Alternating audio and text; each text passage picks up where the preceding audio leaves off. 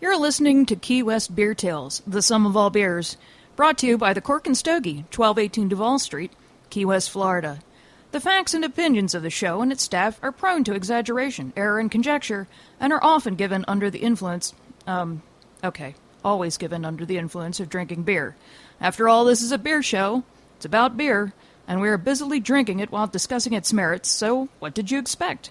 Slurring, laughing loudly, name-calling, and belching are par for the course, so it's best if you imbibe with us in a responsible manner, just to get into the spirit. We always welcome your comments, whether we actually pay attention to them or not. Thanks for listening. Hey! We got beer. Welcome to Key West Beer Tales, the sum of all beers. Sponsored by the Cork and Stogie, 1218 Duval Street in Key West, and sunny Key West. Sunny Key West. That's why we Sunny live Key here. West Chris, your host. I'm Danny Hoy. Cowboy Mark. Diamond Dave. And Dave Sr. I'd like to do a little welcome back caveat here. Hey, Welcome Dave. back. Hey. Welcome back, Cotter. God, Dave Mr. Jr.'s Cutter. back from his wild escapades up in Nashville. Yeah. He was a traveling man. He made a lot of stops all over the world. Have beer will travel. He had his traveling. He was wearing his traveling clothes. I did get to stop at some really interesting places, but we'll talk about that, I guess, in the future. Yeah, that's cool stuff. Wonderful. Saw some great pictures on Facebook. I did try some good beers, by the way. Oh, great. Excellent. Clue us in on Did you that bring stuff. any back for us, Dave? That's the real crux of the biscuit. Did you bring any back for your pals on the show? Didn't have it enough for didn't the rest last of the that long. class. You're on I a... don't think they would have let me bring it back on the plane. No, you can't bring Oh, yeah. beer on a You plane. have to do carry-on. And not carry-on. You have to check your bags. I think that should be the sequel to Snakes on a Plane. It should be beer on a plane. I one time tried to bring a whole bunch of beer back from England. Oh, yeah. And they said, "Oh, you can't carry it on the plane. We'll have to put it in the luggage." And I never saw it again. Yeah. Bye-bye beer. Some porter. the porter. Porter. Porter's the word for the evening. Porter. Took my box of all these marvelous beers I had from London, and I'm sure he went home with them and said he had this look on his face like, "Wow." Cheerio, boy. So, speaking of porters, we're going to be talking about two porters this evening. And just a little recap on what porters are. Porters go back about over 300 years. And they were originally a beer called Entire because it was... They felt it had the... Entire? Entire, yeah. They felt it... E-N-T-I-R-E? Exactly. Yeah, Oh. because they felt that it encompassed all of the flavors and body, alcohol that a beer should have. Okay. And then it's kind of questionable as to how it went from there, but what happened was it became porter, and some people say it was porter because the brewery that was brewing it in London, the guy who would bring it to the distributors would, when he walked in, he was the porter, and he'd say, "Porter!" And that's one theory. The other theory is that all the porters in London would always go to the pubs and drink the beer, and it was the standard beer in London for years and years and years. And then the Irish picked up on it, and for years and years and years, a company called Guinness used to make porter. I've been there. Well, I went to the Guinness factory thing. They anyway. made it up until 1973, and then they stopped and they changed everything over to stout, which has a little bit more, slightly more body to it. And at that point, when Guinness stopped making porter, they were the last British beer, because it was also made in Northern Ireland as well as Dublin. They were the last British beer to make porter.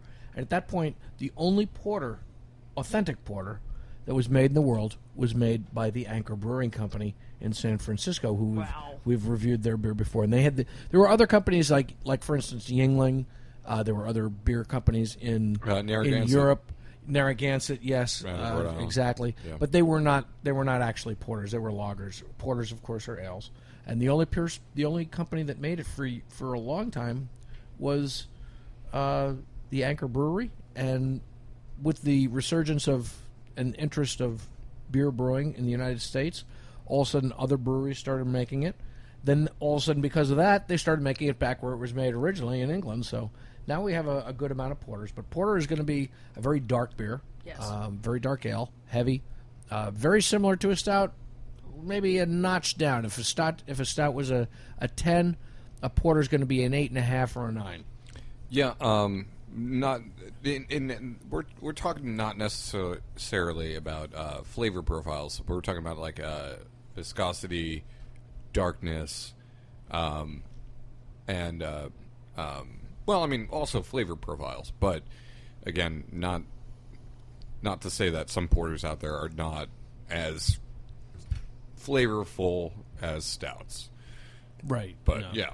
I remember, when I used to drink Anchor Porter in the 70s, we would drink it back to back with Guinness, and it was very, very close. It was almost a stout. Yeah. As they're very similar in style. Yeah. In flavor, I mean. In The any styles case, are similar in flavor. Now with the resurgence of, not even the resurgence, but the interest in beer that's been happening over the last 25, 30 years, we have a lot more porters available, and we have some curious ones today. Mark, maybe you could bring us into it on these two that we have today. Or start off with this one. So the first one we're starting off with is the Cerveza de los Muertos. The porter from them is the Pay the Ferryman. And so there was some discussion earlier about the authenticity of the brewery. Also, there was some discussion about the mythos of the Ferryman. Well, one of the things when I looked at the website, it seems like this Day of the Dead is a series. Yeah, the whole brewery, everything that they make. Now, this is the one we have, and I don't know if you have the other ones available to you, but they had two other beers that I noticed, and they all have this. Well, it's the name of the brewery is. Where's the name of it? Day of the Dead is how it translates to English. Dios de los Muertos. So that's what their theme is. It's all dead stuff, and it's dead, as opposed to Grateful Dead. Yeah, these are just dead. So not playing dead. This image, they're dead. This like the imagery of the Day of the Dead, the sugar skull, and what have you. It's very popular right now in American popular culture. Yeah. It's been very popular in Mexican popular culture since forever. And it is.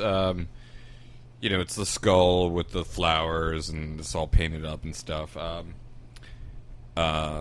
Day of the Dead in Mexico is the day after Halloween. Dia de los Muertos. Yes. And, it's a big celebration, celebrating the ancestral history of your family. And it's a big street, kind of bizarre, parade-y insanity. It's actually very crazy. If you get the opportunity to go there, it's very interesting. It sounds great because it's also called All Saints Day or All Souls Day on November 1st, and seems a little antiseptic, but I think the Mexicans really take it to the degree where they actually celebrate the crossover from Halloween to death to life.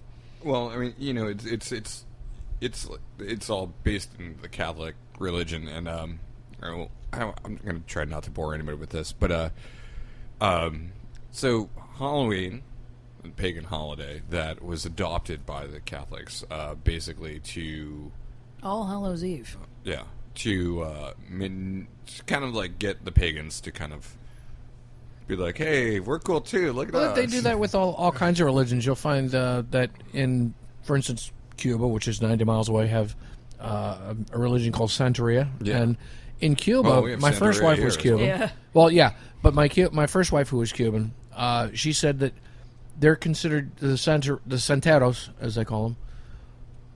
She said, they're considered Catholics. And also, same with voodoo. Well, yeah, voodoo, the number one voodoo princess that was in New Orleans for so many years went to Catholic Mass every single morning. Marie Laveau? Yes. Yeah. There you go. Yeah. So, it's very steeped in kind of like this manipulation of religion to kind of like this Catholic thing, whatever. That's the Mexicans are predominantly Catholic. So, yeah. They're predominantly Catholic. All right. So Turn it back into beer. Back to the beer, and so Danny and I had a quick kind of like conversation right before we started recording about the river Styx. Yeah. Not the band sticks, but the river sticks. Yes, the Dave river Jr. was thinking the band sticks. Yeah, he was. Yeah. He just ran away. He was He's not. singing. He's not going to sing. I was gonna get You're not gonna something sing "Come that's Sail gonna Away" taste or good with this anything. porter, that's all. No, I could sing some. Domo Sail. arigato, Mr. Roboto. I was just getting something that's going to taste good with Okay. this porter. There you go. Can I have So, one? Dan, you want to go through I the got whole? 5 of them. Thank you. So we're having Reese's peanut butter cups. So so anyway, yeah, Halloween candy. In Greek mythology, the guy who would ferry you across the river Styx to Hades, his name was Charon. I think it's Sharon. Well, it's spelled. It's. I've heard people pronounce it Chiron. Chiron. And it's spelled a couple different ways, but the idea is you would pay the ferryman to ferry you across to Hades, to where you have to be. And so traditionally, a coin is placed on the lips of the deceased, or if you've even seen it, I don't know if it's what particular culture it's in, but I've also seen them placed on the eyes. Yeah, so that's I think a very Western thing. And that shows on their label. Yeah. You'll Kinda see, windy you'll outside. see that on their label. Yes. Yeah, and Yeah. so it's like coins on the eyes. It's a very At least it looks something like Wyatt Earpish. Wyatt Earp, Wild West. No, you're not mentioning Haiti, the country that borders the No, Dominican Hades. Republic. Hades. as in Hades. the underworld. Hades. H-A-D-E-S, As in hell. the underworld. Well, it's not hell specifically. It's just If it's you're the going to underworld. Hades, you're going to hell. No, it's not like a place of suffering No, because necessarily. what you're in saying Greek is in Greek mythology. mythology. It's yeah. the Yeah. first Greyhound bus stop on the way. Yeah, well, it's just a place. It's the underworld. It's where you go after you die, and You know you're doomed if Just you're on kinda the, hang if you're out. on the Greyhound. now if you did something wrong, After you my get trip to punished. Nashville, trust me, that stop is in Miami at the bus station at Greyhound. Dave's been there. John Brakefield would agree, and he would. Our John friend, the author, Brakefield, John are you? Brakefield, You're still in would Scotland. agree. But yeah, so Thanks. that's where the concept comes from for paying the ferryman. Do you want to pay the ferryman? It sounds to me a Before lot or like I'm after too you cheap. arrive. I'm too cheap. Yeah. Does the ferryman take Reese cups? Does he take Visa cards? Oh, Reese cups. He might take Reese cups. Can I take out it Reese Yeah, reminds me of the Thank story of St. Christopher, who used to carry people across a river. Yes. Yeah, well, an adaptation. My patron saint and your middle name patron Yeah, saint. my patron saint as St. well. Yeah. Christopher is the patron saint of the seas, right? Well, of, Something like that. He's a patron close. saint of travelers. yes, Travelers. of travelers, yeah, That's what it is. yeah. Hi, this is Danny Hoy, and you're listening to Key West Beer Tales, the sum of all beers. My first take on the beer is when I drank it, I was just like, I'm not entirely enamored of the beer. It's not. It doesn't have the. It's like a light porter or something. It's very. It's very, Yeah, it's you very mild nailed it. in the porter kind of realm. I would say mild to hearty Yeah. scale. Let's just say mild being 5 and hearty being 10, because I don't want to say this is a 1 because it's not. It's not. No, it's not a horrible beer, but it just kind of But It goes it's great with Reese cups. Reese cups. I would say this is probably like a 6 on the mild scale. It's pretty mild for a porter. It's really mild. It It's is very really malty. interesting. It kind of really opens up as it comes to room temperature.